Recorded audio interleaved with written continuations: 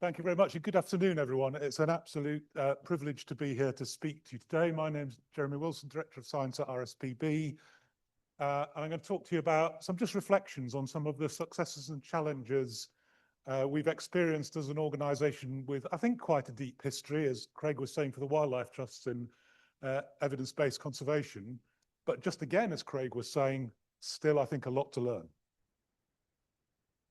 So again, just by way of introduction, for any of you who don't know the RSPB, we are one of Europe's larger nature conservation NGOs, about £150 million annual turnover, a big staff, a lot of volunteers.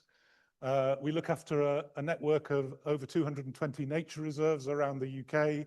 And we also work internationally as the UK partner in BirdLife International. And I'm incredibly proud and privileged to have worked for nearly 30 years now in an organisation which does maintain a pretty fundamentally evidence-based approach to our conservation work and is resourced and has the capacity, therefore, to have an in-house science team. I've been part of that team since 1996.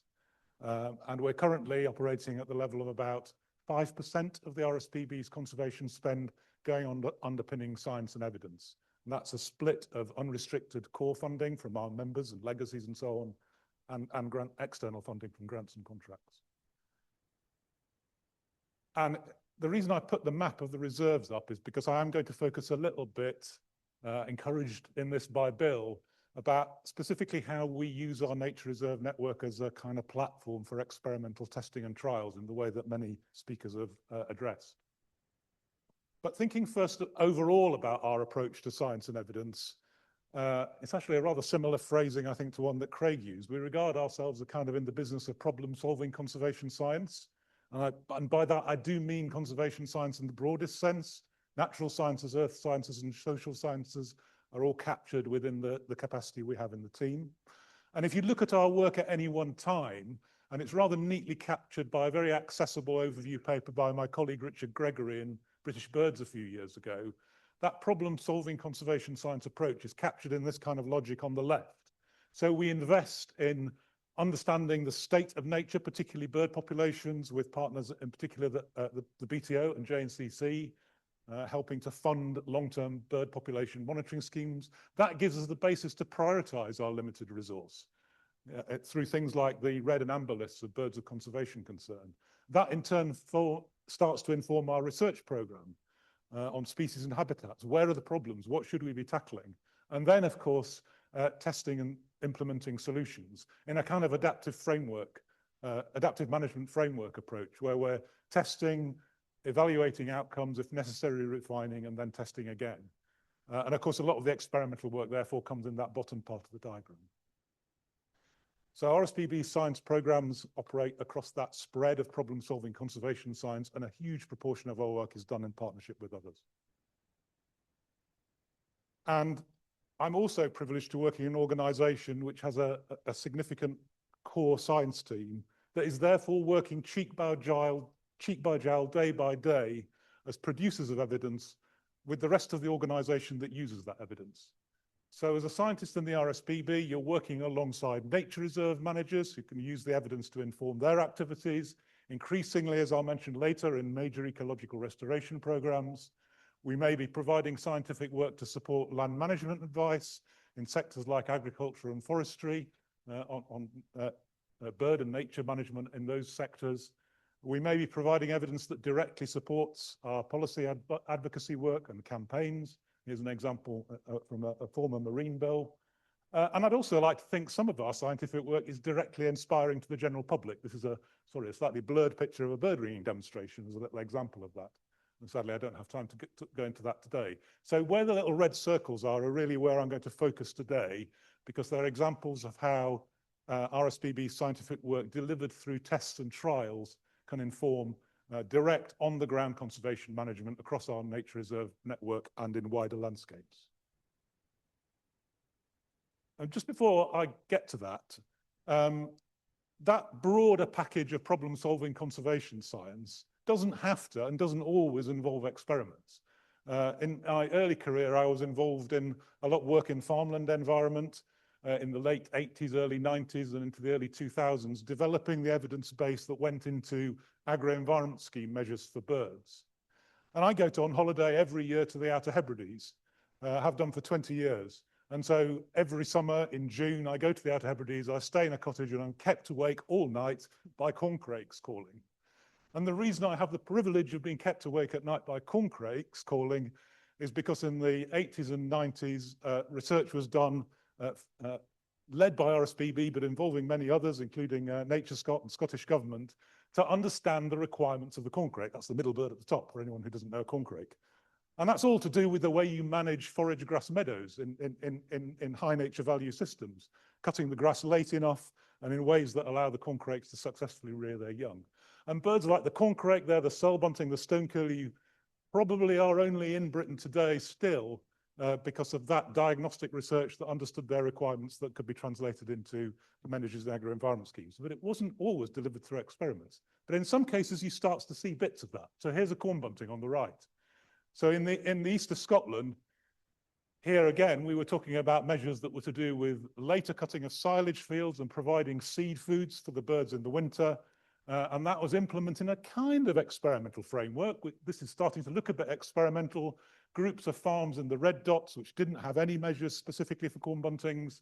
Groups of farms, which are the black dots, which were farms that implemented some measures for seed-eating bird populations in general, but not specific to corn buntings. And then the blue line called Farm and Bird Lifeline were the farms that implemented corn bunting measures specifically. And you can see the difference in the population trends. And that has been the basis for really establishing management for corn buntings in the core population in the east of Scotland. And they are now recovering and been taken forward by farmers, sometimes outside agro-environment schemes, just farmers doing it because they want corn buntings on their farms. So this starts to look a bit like an experiment, isn't really, but experiments are important. I've got some quotes here from the Transforming Conservation book about the extra information value you get when you can test an experiment. So I'm not going to read out these quotes. And I am being quite broad in my interpretation of experiments. Bill talked earlier about differences between randomized control trials, before-after control intervention comparisons. There'll be a bit of all of these in the examples I give. So I'm just going to take two examples out of, I did a quick literature search a while ago and discovered 100 published scientific papers with RSPB authors that were describing the outcomes of experiments going back to the late 70s. I was astonished that it was that many. But here are just two examples. One is rather species focused, the effect of habitat and predator management on lowland wet grassland wader populations. So this is a brood of lapwings. Breeding waders have declined substantially across the UK due to intensive agricultural management practices. So they're increasingly confined to nature reserve contexts. So they're extremely important across the RSPB reserve network to look after those populations. But they also suffer from high predation pressure as ground nesting birds, because intensive agriculture, game management, forestry management, so on, gives us relatively high populations of generalist predators like foxes and crows. So that's our challenge. And then the second one is a bit more ecosystem focused, looking at alternative methods of restoring blanket bog from ill-advised tax incentive funded afforestation of the bogs that happened back in the 70s and 80s. So now removing those plantations and restoring the bog. So here's the first example. So this was an experiment which lasted over 8 years, a crossover experiment on 11 sites. So in sample size terms, quite small. In logistical terms, hugely complex to maintain and deliver this crossover experiment across 11 sites across 8 years. And what this was is essentially to have treatment and control, predator control of foxes and crows, and to look at the impacts on lapwing breeding success. And over that experimental period of 8 years, there was considerable success in reducing predator densities, but the really positive impacts on lapwing breeding success that were really the kind of conservation test of the worth of doing this only really happened on the sites that initially had the highest predator densities.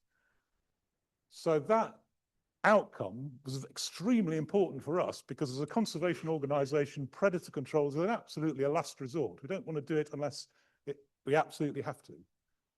So that led to a kind of decision tree which has to be followed and is still being used today in the RSPB, and I think probably in other organizations too.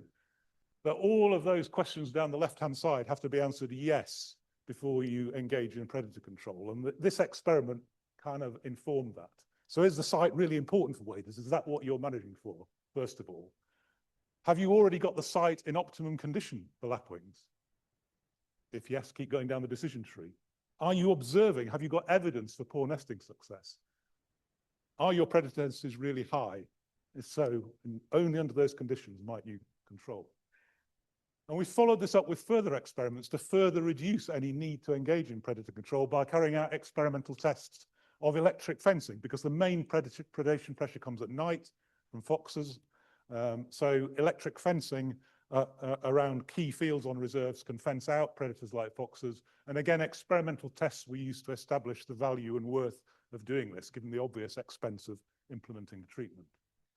And then, again, using a kind of version of an experimental approach, a more counterfactual approach, taking that whole package of grassland management measures for waders, so all of the habitat, measures that are involved, manipulating water levels, grazing techniques, cutting vegetation, as well as predator control or electric fencing, all of that package, looking across our reserves, and in a counterfactual way, comparing trends of waders on those sites with the wider countryside, in this case represented by breeding survey plots with the data provided by the BTO. And that allowed us to show that, yes, the overall package in this counterfactual design is working for, in this case, curlew, lapwing, retshank, and to some extent snipe as the target species. And we're continuing with further tests. There's a picture of a rush-infested pasture on the right. We're testing further now along, involves sites, RSPB and Wildlife Trust sites, looking to see if we can reduce the need to use herbicides to control rush on wader pastures. So the experimental commitments go on. And then I'll finish with the bog one. This is the flow country. This is our biggest reserve, 21,000 hectares. So this big push from the Peatland Partnership, the Flow Country Partnership, to remove conifer plantations, restore the bog, provided the basis, really the platform for a big, proper randomized control trial to test different ways of removing the trees and restoring the bog. So this is, for example, are you removing the brash as well as the timber, and are you blocking drains as you do so? So you've got different enhanced or basic levels of restoration, and what's the impact on vegetation? How fast are you getting the bog trajectory recovering? And what you see from this experiment, again run over multiple years, all on the Forcenard Reserve with quite high levels of replication, is that the enhanced measures of bog restoration, removing the forestry brash and blocking the drains, does give you this more rapid recovery in terms of water table and vegetation. And is all of that science worth it? Well, in this case, surely yes, because in 2024, the Flow Country was designated, inscribed as a World Heritage Site. Here's King Charles at the celebration in the Flow Country. And if you go to the UNESCO website and look at the documentation that justified the inscription of the Flow Country as a World Heritage Site, the evidence, not just this experiment, but a much bigger evidence base generated by the Flow Country Partnership, it shines through as being critical to this inscription. So there's evidence of impact if ever there was. I said RSPB has deep roots in evidence-based conservation. In a professional sense, James Cadbury here is my great-great-grandfather, because he's RSPB's second director of research. I'm the sixth. And in 1969, when he took office, he gave a talk at the RSPB Wardens Conference, which was entitled "The Role of Wardens and the Place of Reserves in the Research Programme." So, when I was 4, we were talking about evidence-based conservation in the RSPB. But, so you might think, oh, well, surely RSPB's fixed all this. Well, no, just as Craig was saying, there is much more I think we can do to learn. We have wonderful places now, like the Flow Country, like the Cairngorms and Cumbria Connect, where we have ELSP-funded projects, and the ELSP criteria lead to us having scientists and practitioners working together in places like the Cairngorms and in Cumbria, and also in the Flow Countries I've mentioned. And those collaborations build incredible culture and confidence of evidence-based conservation between the scientists and the practitioners.